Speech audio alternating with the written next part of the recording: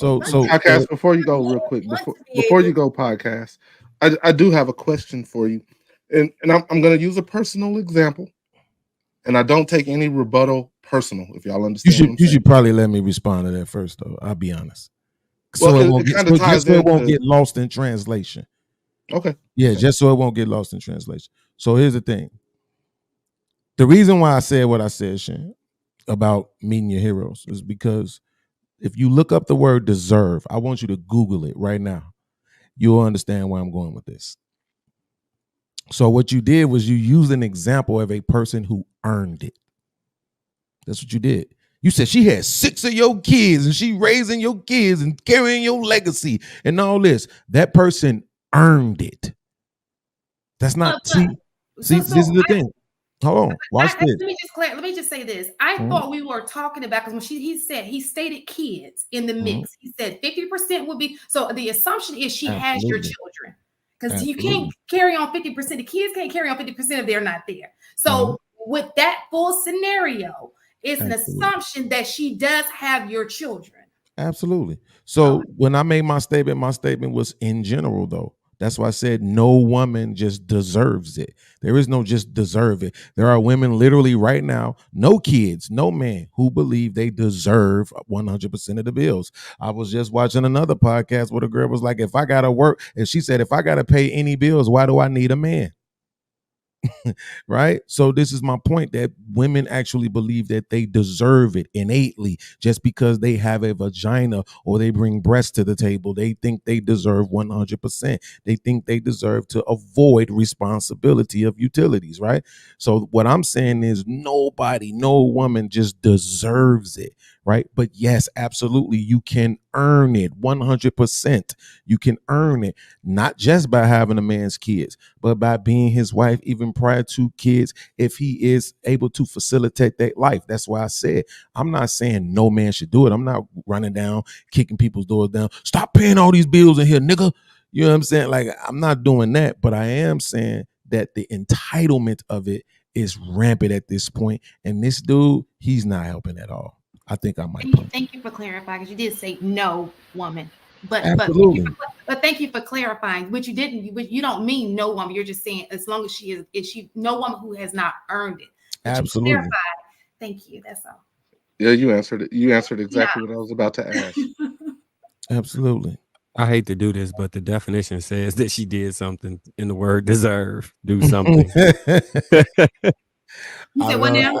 So earn and deserve is. I don't make up the words. I just use them. I mean, it is what it is. People get mad at me. They're like, you always playing semantics. No, I just like the English language. Well, I think he's saying that the word deserve, it means she earned it, right? Absolutely. I just want to address this right here, because this kind of, I don't know, just rubbed me the wrong way, is that all mammals experience birth differently, especially humans. So the risks to female human mammals are totally different than other mammals, just because our body makeup, our pelvises are different because of the way that, you know, we're built. We're, what is it called? But not bipeds and not quadrupeds. But anyway, that our makeup is totally different. The size of the babies that we're having relative to, you know, baby sizes with other mammals are larger. Our heads are larger. So we pose a higher risk giving birth than when compared to other mammals. I just don't like the fact that it sounds like the whole idea. This is my thing. Y'all love to compare yourselves to dogs, cats, lions, tigers. Go live in a freaking zoo. You go be the animal then. Okay, go knock yourself. We're not the same, sweetheart. Right. So my point in being is that I don't like, because it sounds like he's trying to minimize how dangerous giving birth is. And it's absolutely not that holding it to a man's head. That's just something that you as a man cannot do. So put some respect on women because they can do that and you can't. You know what I'm saying? It's okay. Wow. It's okay. I'd also actually, It's okay. you know, It's something that oftentimes, do that we can't do. We're built differently.